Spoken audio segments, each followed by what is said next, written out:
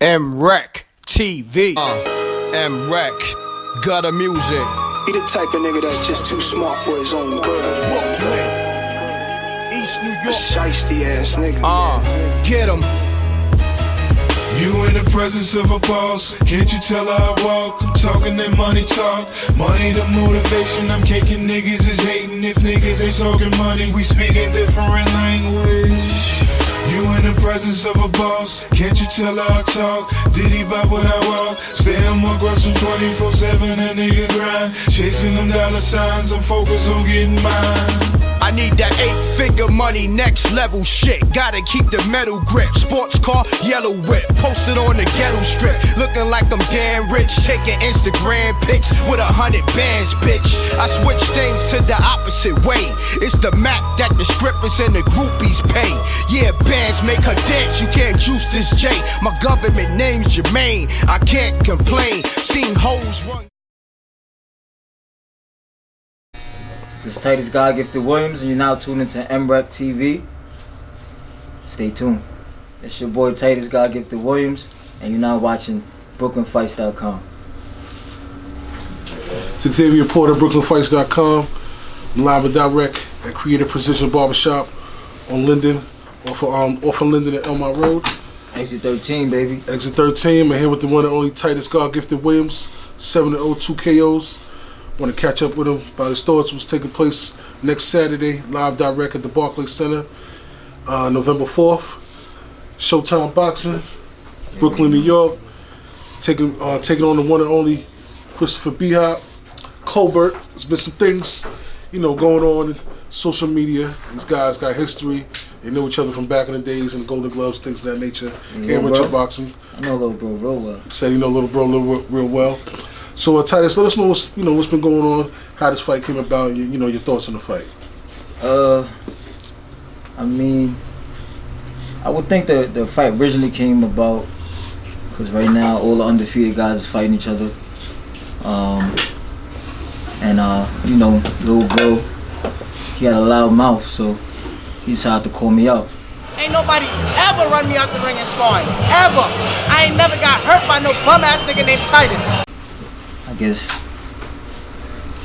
guess he wanted. He thought I was gonna be on his menu. November 4th, he gonna see what's on the menu. Now, y'all known each other for quite some time. Y'all basically kind of parallel each other in the amateur boxing days. Now y'all parallel each other in the professional ranks in a sense. And y'all also both signed with the same advisor. Management team. Management team, excuse me. So what are your thoughts on having that all play a part in the decision making of you taking on this young fighter, just such as yourself? I mean, the bigger the risk, the bigger the reward. Better the reward too. So you want to climb the ranks, you got to step your competition up. It looked like a big fight on paper.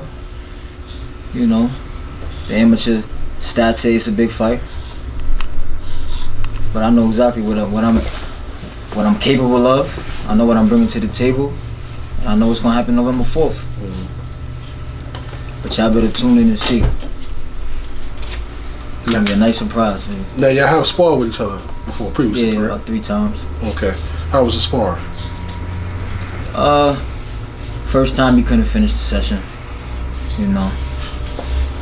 a little, how little bros do sometimes. They think they can play with the big boys and they can't. So I had to learn. I had to show him something. So he went back to the drawing board. Second sparring session was better, more competitive. And third sparring session, I sparred him. I wasn't in shape. He got some touches, so I think that built his confidence. But sparring and fighting is two total different beasts. And I'm gonna have to teach the young boy that November 4th. Now you say it's two total different beasts. Explain that. Well, sparring, you go through the motions. You got 16-ounce gloves. You got headgear on. He got protection.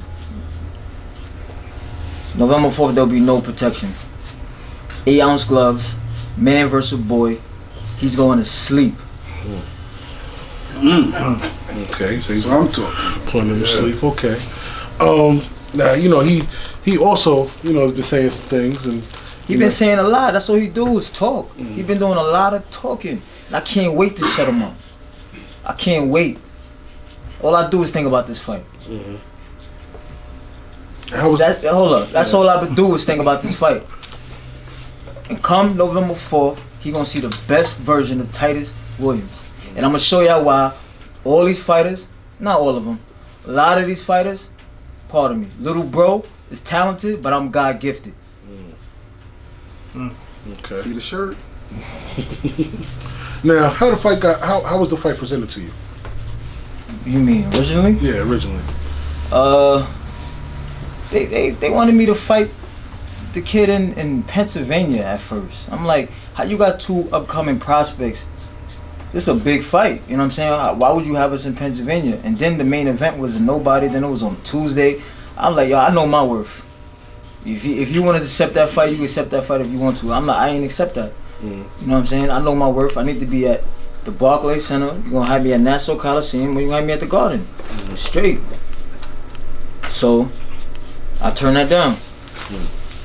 So, for whatever reason, my management team didn't get me another fight. So, they brought his name back up. So I said, yo, you know what? Make the fight happen. Supposed to fight July 15th at the Nassau Coliseum. Little bro had an excuse. He wanted to be a movie star. He was supposed to fight September 19th. He went and broke his hand or something like that. You know what I'm saying? Then he said he wanted to fight at 130. I'm like, I fight at 126. The weight class is 126. All of a sudden, little bro grew up and he can't make 126. But now, all the interviews, he's telling everybody he can make 126. Little bro stuff. You know what I'm saying? Loud mouth, a lot of talking, no thinking. You know, typical little nigga shit. Anyway, so I said no. I'm fighting at 26 or no fight.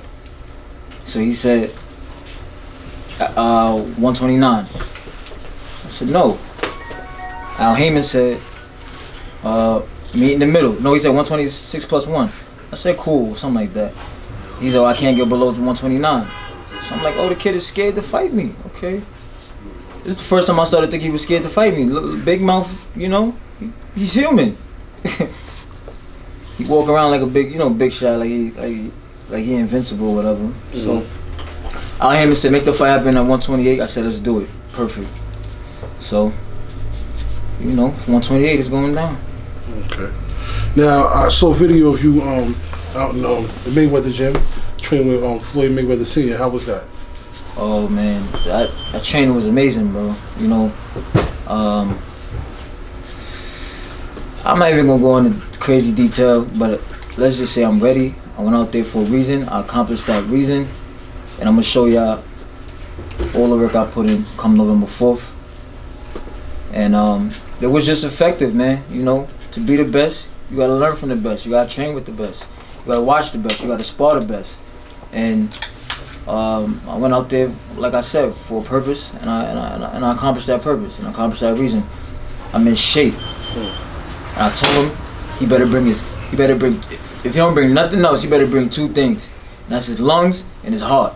Now, being that both of y'all are signed to Al Heyman and everything, it appears to me and a lot of other individuals in the sport of boxing that a lot of fighters under the same management are being, you know, matched against each other. Yeah. What are your thoughts on some of that? I honestly think it's great for the sport. I think it brings it back to the old school way of boxing, back when Leonard and them was fighting. Nobody was wrapped up in, you know, protecting the O, and everything was about the O and padding your record and fighting all these bums. Right now, the best is fighting the best, and I love it, man. It's bringing it, you know, like, you know, much love to Mayweather, but it's going against the whole Mayweather impact and effect that he's had on the game, where, you know, everybody can't be Mayweather, you know, and just because you have one loss, don't mean you a bum. Like in MMA, they say, oh, if you have a loss, it's okay, you can bounce back or whatever. But in boxing, you get one loss, they think you a bum. I don't get that. That makes no sense. But Ray Robinson had over 100 fights. Ali, 100 fights? You know what I'm saying? Ray Leonard, all the greats. You name a great, they had a loss. So I like the state of boxing right now. All the greats all the up and coming is fighting each other. You know, all the top guys are fighting each other, and it's good for the sport. Okay. Bringing a lot of attention back to the sport too. Okay. What are your thoughts on, you know, upcoming fight week? Because, you know, next week is basically everybody's gonna be in your face. Everybody's gonna be asking you 1,000,001 questions. You know, what are your thoughts? I was born for this, man. Okay. This is what I do. I feed off the energy. I feed off the crowd. You never see me nervous in front of a crowd. Never. I'm ready. Barclay Center is my home. Won a Golden Gloves there 2013, Sugar Ray Robinson Award. Won it again 2015. My pro debut was in the Barclay Center. I fought in the Kid Chocolate Danny Jacobs undercard in the Barclay Center. So, next week I'll be going back home. That's it. I was born in Brooklyn. Lived in Queens for a little bit. Majority of my life I was in Long Island, Elmont, exit 13. So I represent New York. You know what I'm saying? So I'm going back home on November 4th. And then I don't plan on leaving that arena without a W. Okay. Any thoughts on after the fight on who you possibly were looking to get in the ring with? Or just right now you just focus on? I'll leave that on the management time. Like when I get to a level where I gotta watch these dudes and all of that stuff like that, then they gotta watch me. Y'all better keep your eyes on me. And y'all gonna see what happens to anybody that calls me out. And you're gonna learn a lesson. November 4th, watch, take your pad out, take notes. I'm taking little bro to school, back to school. Okay. And where can people follow you at? Or you can follow me on Facebook, Titus Williams.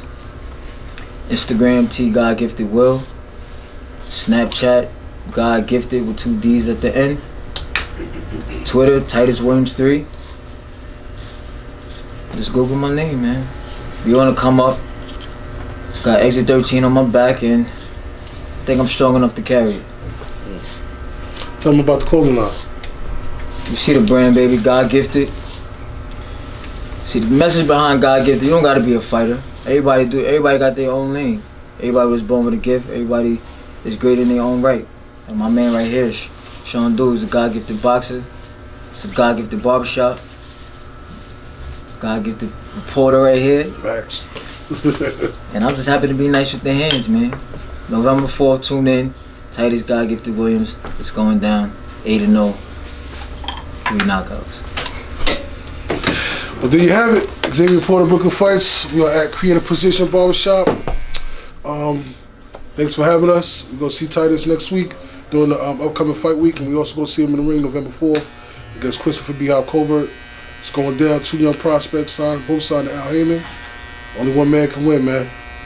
Let's get it. Much love to all my sponsors that's getting behind me that I'll be representing on November 4th. Azad Watches. We got Boom Cups.